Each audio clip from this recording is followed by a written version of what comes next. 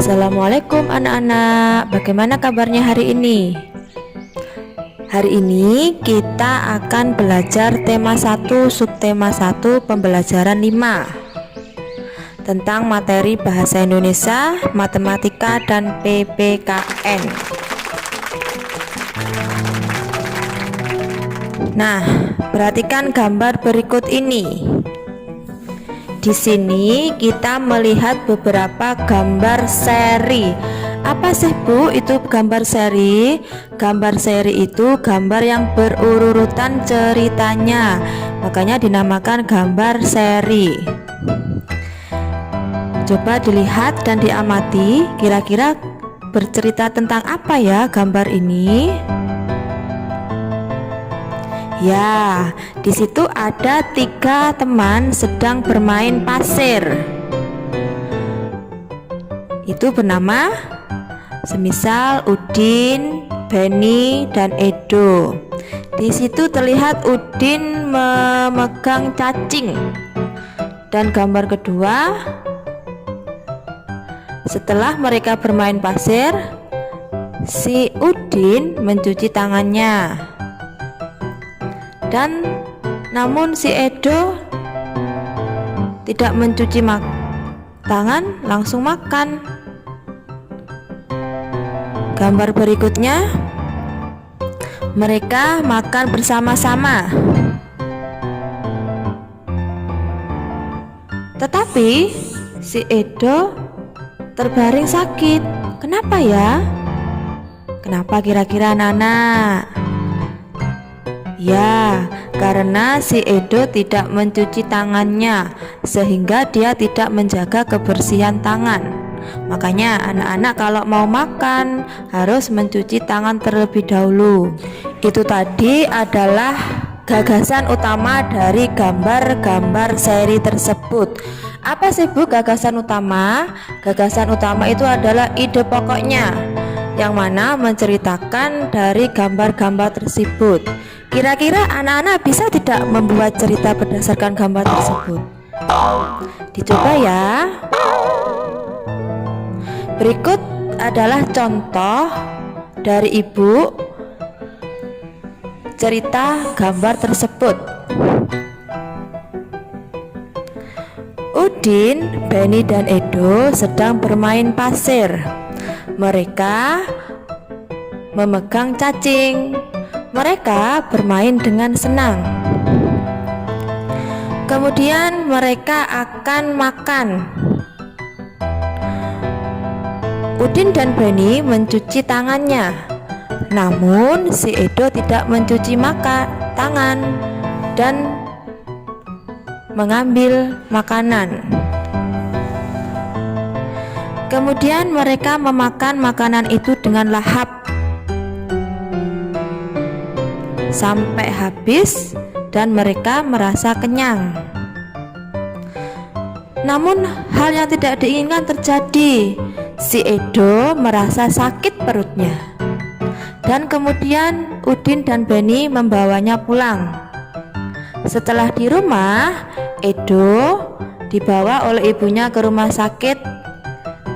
Dari cerita tersebut kita bisa mengambil pesan bahwa sebelum makan anak-anak harus mencuci tangan, karena kita kan tidak pernah tahu apa yang sudah kita pegang dan apa yang ada di dalam tangan kita, dan bakteri-bakteri yang ada di tangan kita itu akan menyebabkan sakit ketika kita mengambil makanan tidak mencuci tangan. Makanya sebelum makan kita harus memperhatikan aturannya. Aturan sebelum makan. Salah satu ciri makhluk hidup itu adalah tumbuh dan perlu makanan dan minum. Kenapa? Kemarin kan sudah kita bahas. Makanan itu baik untuk pertumbuhan. Dan makanannya seperti apa? 4 sehat 5 sempurna, dan tentunya makanan yang bersih juga. Kebersihan makanan itu akan mempengaruhi pertumbuhan.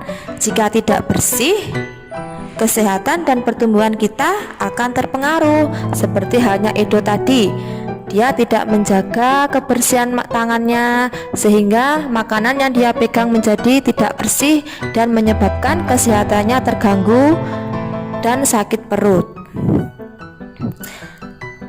Dan bagaimana salah satu cara menjaga makanan tetap bersih? Setiap kita mengambil makanan, setelah itu kita harus menutup makanan dengan baik, sehingga tidak ada lalat ataupun benda-benda lain yang menempel di makanan tersebut. Karena ketika lalat itu menempel atau hinggap di makanan tersebut, akan bertelur. Telur tersebut yang menyebabkan makanan menjadi kotor. Makanya jangan sampai hal tersebut terjadi. Kita harus menjaga kebersihan.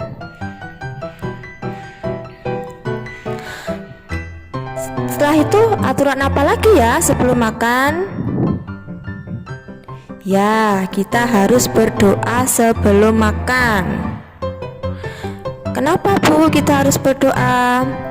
Berdoa itu salah satu ungkapan kita berterima kasih atas karunia yang diberikan oleh Tuhan Yang Maha Esa.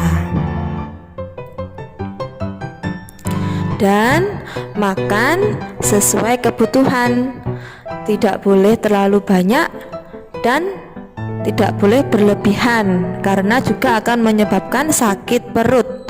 Makanya harus sesuai dengan kebutuhan kita.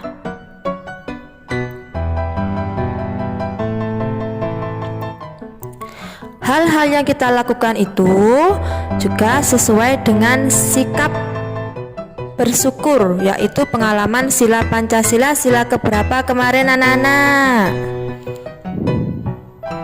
Ya, sila pertama Pancasila yang berbunyi ketuhanan yang Maha Esa.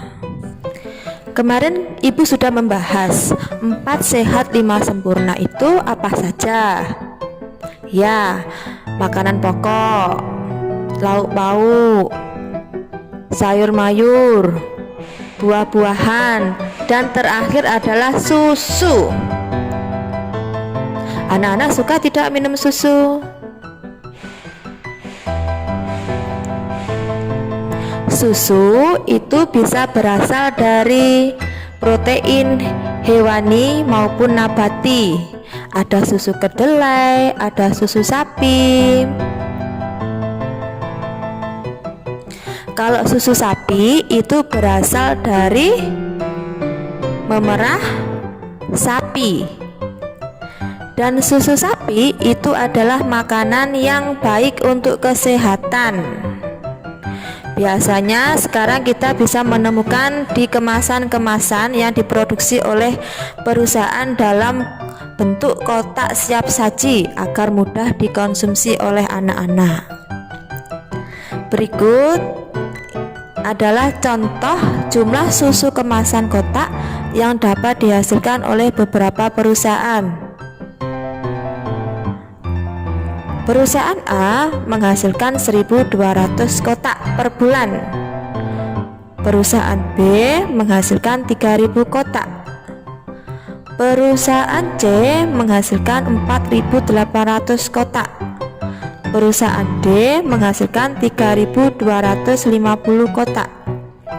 Perusahaan E menghasilkan 2.200 kotak. Menurut anak-anak, manakah perusahaan yang menghasilkan susu yang paling banyak setiap bulan? Ya, perusahaan C. Dan manakah perusahaan yang menghasilkan susu kotak paling sedikit setiap bulan? Ya, perusahaan A. Kemarin anak-anak kan sudah belajar tentang nilai satuan. Kita bisa menentukan nilai satuan itu dengan ribuan, ratusan, puluhan, dan satuan. Sekarang coba kalian jumlah.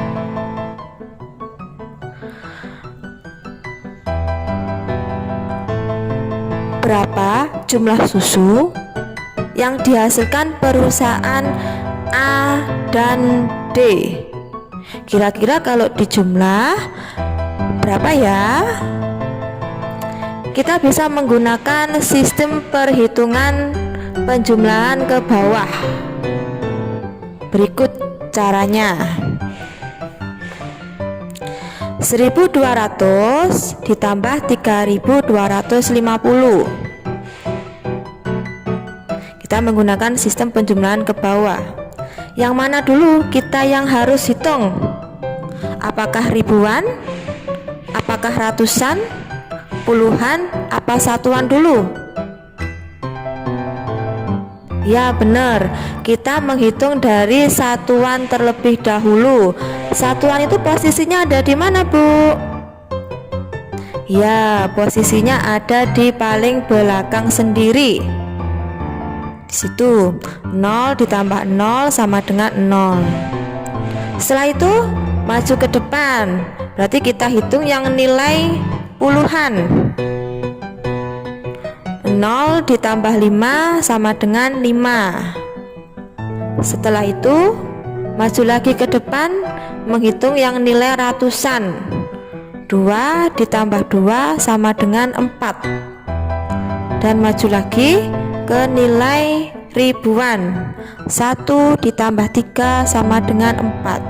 Berarti jumlah kotak yang dihasilkan oleh perusahaan A dan D adalah 4450.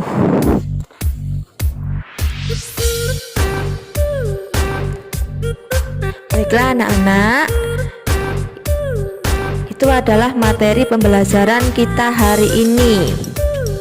Semoga bermanfaat. Selamat belajar dan wassalamualaikum warahmatullahi wabarakatuh.